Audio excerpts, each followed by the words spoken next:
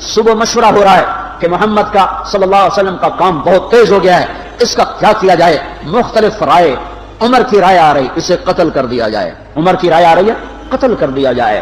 اوپر کیا فیصلے ہو چکے ہیں، نیچے کیا نظام چل رہے ہیں، پھر کون قتل کرے؟ کہ میں خود قتل کروں گا، میں خود قتل کروں گا۔ سارے قریش کہنے لگے بے شک تو ہی اس قابل ہے کہ تو اس کو قتل کر سکے، اور کسی میں یہ ہمت نہیں ہے۔ بنو ہاشم سے، بنو مطلب سے کون ٹکر لے گا؟ ننگی تلوار لے کر جا رہے ہیں، یہ نہیں پتا خود قتل ہونے کے سامان پیدا ہو چکے ہیں۔ راستے میں نعیم بن مسعود ملتے ہیں، ارے عمر یہ سونتی ہوئی تلوار اور یہ غصے کے آثار کیا قصہ ہے؟ کہا آج محمد کا کام نمٹا دوں گا۔ کہنے لگے پہلے گھر کی خبر تو لے، کیوں؟ کہا تیری بہن مسلمان ہو چکی ہے، تیرے بہنوئی مسلمان ہو چکے ہیں۔ سارا غصہ ادھر منتقل ہو گیا، سیدھے پہنچے دروازے پہ دستک، وہاں خباب رضی اللہ تعالیٰ عنہ وہ ان کو قرآن پڑھا رہے تھے، دستک دی، ام جمیل ہوئی تو عمر آ گئے۔ خباب بھاگ کے اندر چھپے اور اندر تشریف لائے، آتے ایک تھپڑ مارا بہن کے منہ پر کہ تو بے دین ہو گئے، اور بہنوئی کو گرا کر مارنا شروع کیا، خون و خون کر دیا۔ سعید بن زید، یہ بھی عشرہ مبشرہ میں سے ہیں، سعید بن زید۔ حضرت عمر رضی اللہ تعالیٰ عنہ کو یہ فضیلت حاصل ہے کہ عشرہ مبشرہ میں یہ ایک خاندان کے دو آدمی ہیں، عمر بن خطاب، سعید بن زید۔ سعید بن زید بہنوئی ہیں، یہ دونوں سالہ بہنوئی، دونوں عشرہ مبشرہ میں سے ہیں۔ جب مار تھک گئے تو ام جمیل نے کہا عمر جو کرنا ہے کر لے، حق نہیں چھوڑیں گے۔ غصہ اتر چکا تھا، قرآن باہر پڑا رہ گیا تھا کہ یہ کیا ہے دکھاؤ، کہیں تو ناپاک ہے، نہیں دکھاؤں، ہاتھ نہیں لگا سکتے۔ تو ندامت تھی بہن کے خون دیکھ کر، کہ میں کیا کروں؟ کہ پہلے نہاؤ پھر پکڑ سکتے ہو۔ نہائے، پکڑا، نصیب کے فیصلے بدل چکے تھے۔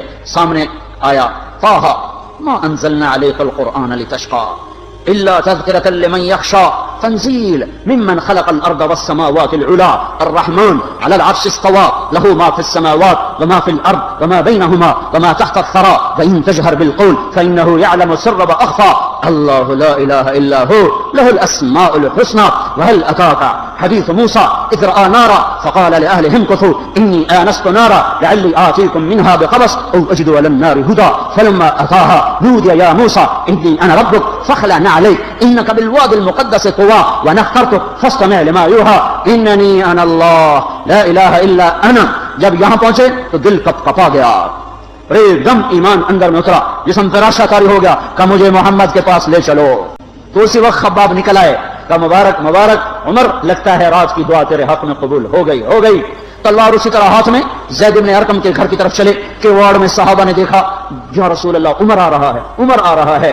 حمزہ پہلے اسلام لا چکے تھے، فرمایا آنے دو، نیت ٹھیک ہے تو اس کا نصیب ہے، اگر نیت خراب ہوگی تو اسی کی تلوار سے اس کا سر اڑا دیا جائے گا۔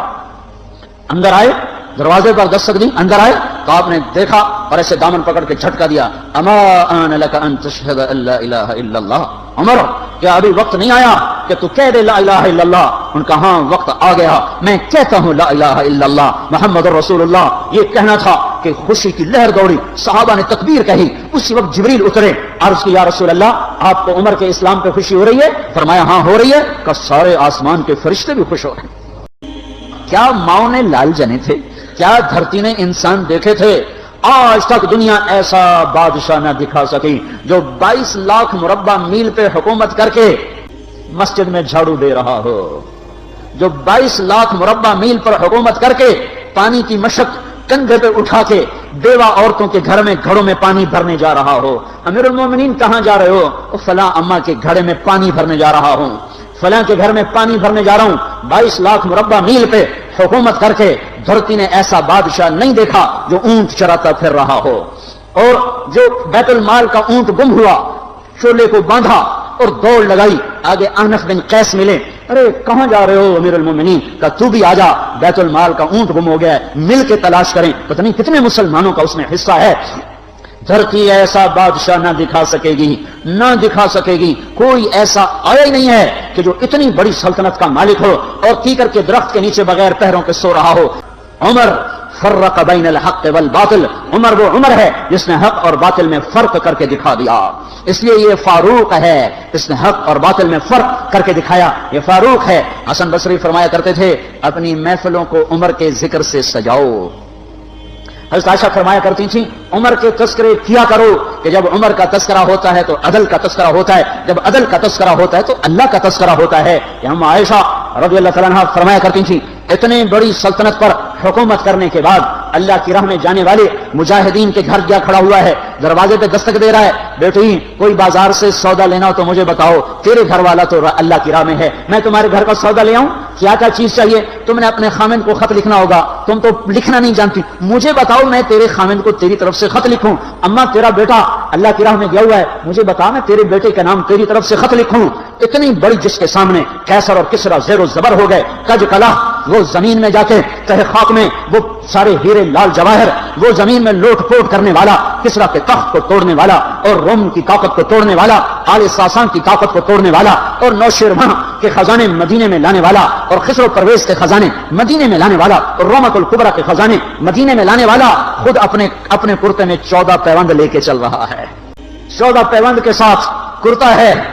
مہینے میں ایک دن گوشت کھاتے تھے، وہ روٹی کھاتے تھے کہ عام آدمی حلق کے نیچے نہیں لے جا سکتا تھا۔ جس کے اسلام لانے نے اسلام کو اونچا کیا، جس کے اسلام لانے نے باطل کو پست کیا، جن راہوں سے عمر گزر جائے شیطان وہ راہیں چھوڑ دیتا تھا۔ عرفات کا میدان تھا، 1.25 لاکھ مقدس ہستیاں سامنے ہیں۔ میرے نبی نے فرمایا اس وقت میرا اللہ میرے سب صحابہ پہ فخر کر رہا ہے اور عمر بن خطاب پہ خاص طور پہ فخر کر رہا ہے،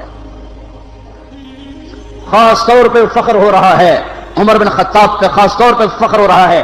میرے بعد کوئی نبی ہوتا عمر ہوتا عمر۔ میں نے رات جنت میں محل دیکھا، ایک ہند موتی کی، ایک یاقوت کی، ایک زمرد کی۔ میں نے پوچھا یہ کس کا ہے؟ کہا گیا ایک قریشی کا ہے۔ میں کہا میں قریشی ہوں، اتنا خوبصورت محل ہے، میرا ہی ہوگا۔ جب جانے لگا تو فرشتے نے کہا یہ آپ کے غلام عمر بن خطاب کا ہے۔